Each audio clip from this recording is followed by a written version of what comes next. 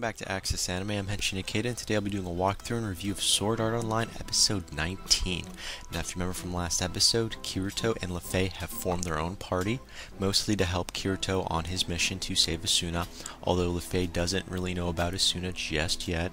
Now, again, Lefay leaves her current party, which had Sidgard as technically the leader of her party, being a little ticked off. And he's holding it against Kirito right now. So it's not really the best of times for Kirito, but we didn't get to see a confrontation. There was no one-on-one, that was interrupted. And again, that was last episode, so there really was no battles between them. But again, Kirito now has another person that's going to be coming after him, Sidgard.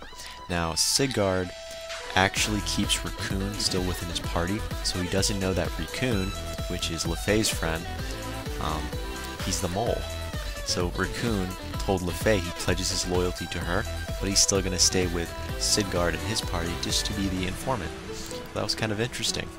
And we also find out at the end of last episode, there's a tracer that's on Kirito. He actually uses his tingly spidey senses, and he finds out something's following them. And then Lefay points out, well, it's probably a tracer, and it's going to pinpoint their location to the enemy or whoever's following them. And we find out it's actually a bat, but they really haven't seen it yet. And at the end of the episode, last episode, we see these guys on the ground with hoods. We don't know who they are. We assume it's either Sidgard or the Salamanders, the race called Salamanders. But again, we don't know. That was last episode. And this is definitely a new episode. So let's dive right in. And again, I'll keep my comment and my rating at the end of the clip, so stay tuned. But let's dive right in. Now, I'll be honest, I loved this episode. So I'm not lying, I loved it. But again, the opening of this episode, we're back in, again, almost where we were left off. We're in ALO. We're in the neutral territory, the LeGroux corridor, and it's still January 21st, 2025. And again, that date, remember, at the 26th of January, Asuna's getting married. So I'm going to keep bringing up that date every single time it changes or when they're in a new location. So again, it is January 21st, 2025. And we also see Lefay. She's telling Kirito how much Spriggan is useless, making fun of his class, more or less, because all he can do is cheap parlor tricks, more or less, and illusion. And he can't even do his own illusion magic. He's like, the rarest of his magic is he has to say 20 letters. I was like, wait, no, not letters, 20 words in order to perform the strongest of this illusion magic his Spriggan race actually has. It's kind of sad, because I gotta think, Kirito is good with a sword, not magic, so I don't know how that's gonna work. But again, that's the opening. Now let's move past that. Let's get in a little deeper. We're taken to a different scene. We see Raccoon actually sending a message to Lefay, telling her, this is, quote, what his message said. It said, I was right, be careful of S. Now, I know what he meant by that, but if you're watching this and you didn't come up with this by yourself, I'll just put it out there. I assumed it was Sidgard right off the bat, because that's the only character we've been introduced with the letter S. So that's why I assumed Sidgard. Now again, I was right, it was Sidgard, but he says, he's just telling Lefay, just be careful of S, and he was right about that person, but she didn't really read them. That's like all that was in the message. And then we see Yui pop out of Kirito's pocket, and she says, well, something's getting closer. And just before that, actually, we see Kirito, I don't know, he's got that feeling like something's coming.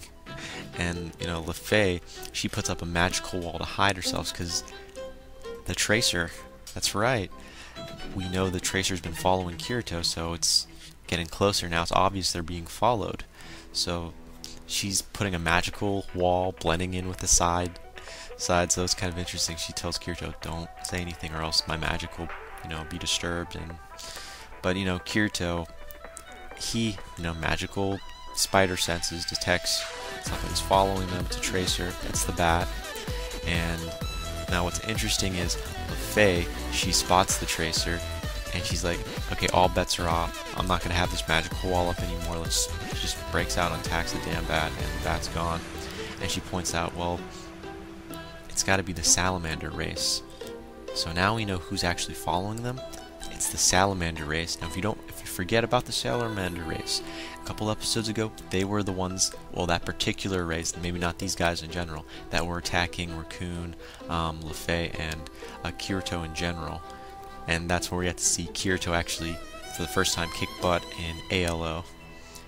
So that was kind of an intense moment for him. But again, we're dealing with the salamander race. Now, we see Luffy and Kirito dashing to run to Legru, because if they don't get to Legru, this little city, they're going to be screwed, because these are PKers that are actually after them. So they're running frantically to this bridge, and just before they get there, a magical wall appears blocking them off, and Kirito tries taking it down, but no luck. And then he ends up seeing all these salamanders, guys with armor up front, and then the mages in the back, and he's like, yeah, no problem, I'll take this on. Then he asks Luffy personally, I don't want you to attack, I want you to give me support. That way I don't have to hold back. I'm like, this is what we were waiting for. This epic moment. Are you kidding me? I had to watch this a second time because it was just that good. Maybe not when he starts his first attack, but his second wave was worth watching. Now, again, his first attack fails, and he takes it a little more extreme because now he knows these mages are re-healing their own men, and there's only Luffy and Kirito versus 12 of these guys. So there are 12, that's right, you heard me, 12 salamanders attacking Kirito. And not so much as Luffy, she's a supportive character, she's not getting attacked. And she's just draining her mana, healing Kirito as much as possible. And then out of nowhere, this is the amazing part, Kirito loses it. He transforms. He actually uses his illusion magic for the first time. But apparently Yui, his daughter, tells him to use a special spell. I'm thinking this is a special spell only the Game Masters probably use, or that the system holds back for certain reasons. Because this isn't part of a normal spell for his illusion magic. But he turns out to be like this huge, I want to say goat, but it's not a goat appearance. It's like a ram, like a half human, half ram appearance. And it's like Statue Liberty big. And all these guys are scared as heck. They're scared, but they keep attacking him regardless because they think this is a fake illusion. No. In fact, Kirito kicks. It's the first time I think I've said this since Sword Art Online when he was in the actual SAO game. Kicked butt majorly. He was devouring these guys, killing them, slaughtering them. The magic wasn't working on him. It was like, this is what we were waiting for. Are you kidding me? This is what we were waiting for. It was just amazing. Kirito didn't even have to use his weapon. He was transformed into this beast. And then afterwards, he said he loved being a monster. He felt uncontrollably strong and whatnot. But sorry, I digress. After he obliterates the salamanders, they retreat. But Luffy tells Kirito not to kill the last guy standing. Instead, they're going to question him. And this is the funny part. Kirito breaks down and he bribes the guy. He's like, Luffy's like, huh, men. And apparently Kirito was going to give up all of his gold and whatever else he had on him just for this information. So he went buddy up with this, it looks like he's a mage. And again, he's from the salamander race. And what he tells Kirito after he gets the bribe, the money, the loot, that G Takusa, I guess, is their group leader, was the one that told everyone in their group to attack Luffy and Kirito, put the tracker on them and whatnot, or at least attack them in general. I'll get to the part where the tracker actually was introduced.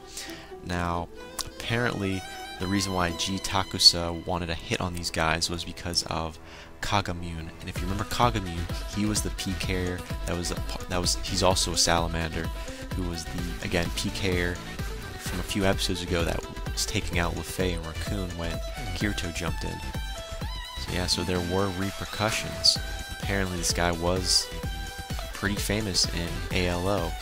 Apparently he was famous for hunting the Sylph race. So that was kind of interesting. But again, Kirito's bribing this guy, he's getting all the dirt on everyone, and then we're taken to a kind of a different scene where we see a huge number of I guess salamanders that are heading north. I guess this is more information we're getting more involved into the bigger plan of what's really happening. And apparently there's a huge number of, I guess, salamanders. They're heading north, kind of to the World Tree. At least that's what LeFay is trying to say. And LeFay asks about Kirito's form after he's, done talking and done with the bribe and whatnot. Like, it's not normal. Normal characters can't do that. So obviously Kirito's cheating. He wasn't unaware of this. So his daughter Yui kind of helped him along with that new magic spell. But again, what we do know is the salamanders are heading north in a big number. That's what we do know. Now, sorry, let's go to a different scene because it gets a little better.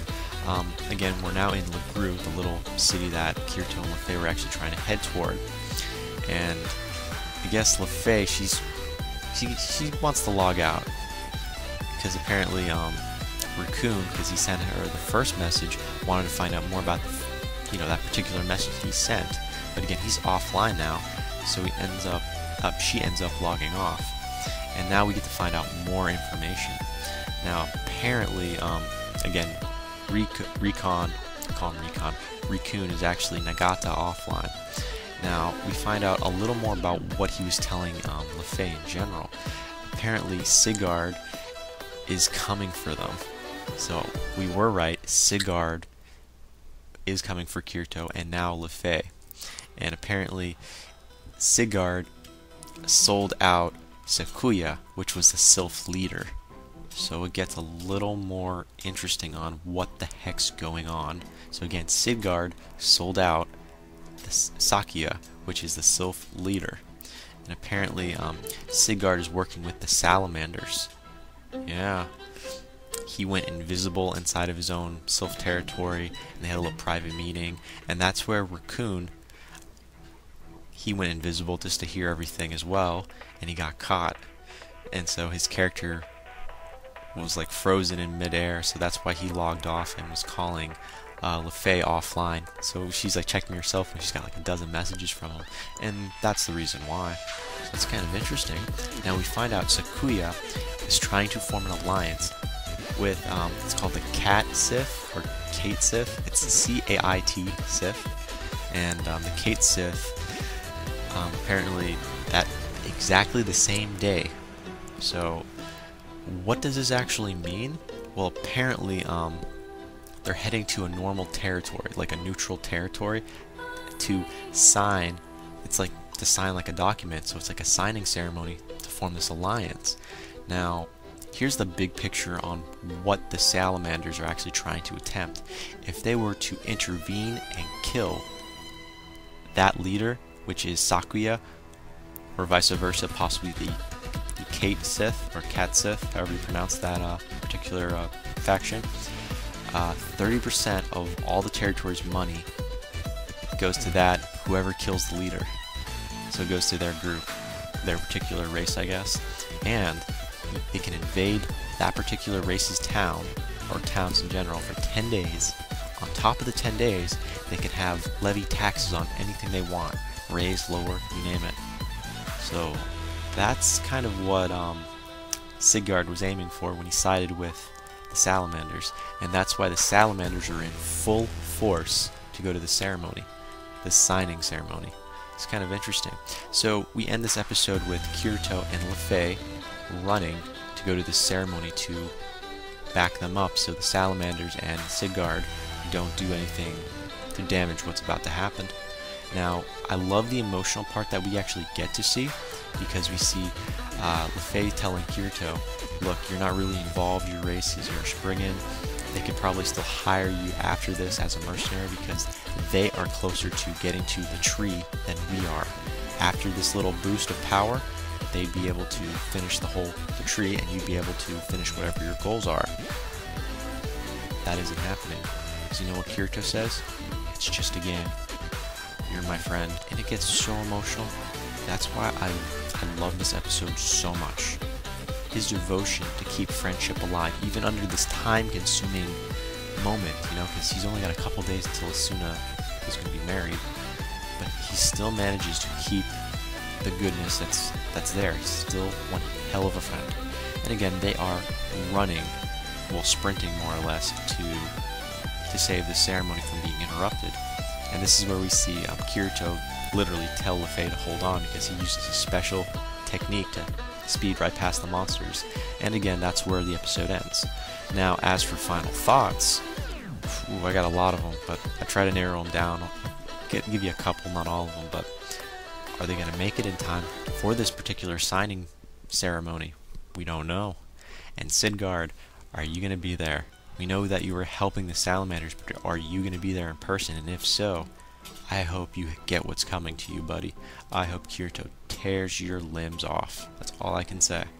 Now, as for Kate Sith, or I think that's how you pronounce them, I have no idea what that faction actually is in particular. And they're probably a race or, like I said, a faction. Either way, I'm curious to see what their particular role is, if they're able to ally themselves with the Sylph, which is Lefay's actual race. I mean, that makes them closer, I would assume, to doing the whole tree, finishing the tree, that little mission in order to climb it. But I guess we'll find out in the next episode. I also wanted to find out, it was on the tip of my tongue, Nagata, or Raccoon, his character's frozen in mid-air, still in the Sylph territory. I know his character's never going to die, because when you get PK, just come back to life, but why hasn't he tried to actually join in, like, unfreeze himself and go to the ceremony? I'm curious, is he being kept against his will online or not? We don't really know. We just know his character's frozen and he logged off to tell Lefay all this stuff. Well, I think I'll throw in one more. I'm just curious, I'm wondering if Sugiya, I always pronounce his name wrong, the guy that's about to marry Asuna, is he behind any of this? Is he helping the salamanders? We don't know. But you know, the salamanders kind of remind you of Laughing Coffin from Sword Art Online, just a little bit. I wonder if there's a bridge or a connection there. But again, we'll find out in the next episode. But that ends it for my final thoughts. As for my rating, you sitting down? I hope you're sitting down, because you're going to like this. You're going to love this. Ready? 5 out of 5. I shit you not. 5 out of 5. I'm not even going to debate why. Okay, maybe I'll tell you why. Come on, you had the humor. You had the action-packed kick-buttness of Kirito. Yeah, I said that. It was really on the mark. And the emotions, the drama, I mean, it was there. And, you know, I rarely ever give a 5 out of 5. Literally, rarely. Guess what? 5 out of 5. But again, that ends it for my final thoughts and my rating. So that ends it for my walkthrough review of Sword Art Online episode 19. So definitely comment down below. Tell me what you thought. Thumbs up, thumbs down, subscribe above, and maybe your thoughts on the next episode. Check me out on Twitter. Follow me if you want. Now, I do have one more walkthrough review to do today, but I'm probably going to do it tomorrow because I have a couple movies I was actually going to catch up on, so definitely stay tuned for at least tomorrow morning. But again, that ends it for now. Before I go, I gotta say it. Can't stop the access, but you can watch the feed. I'll see you later, guys.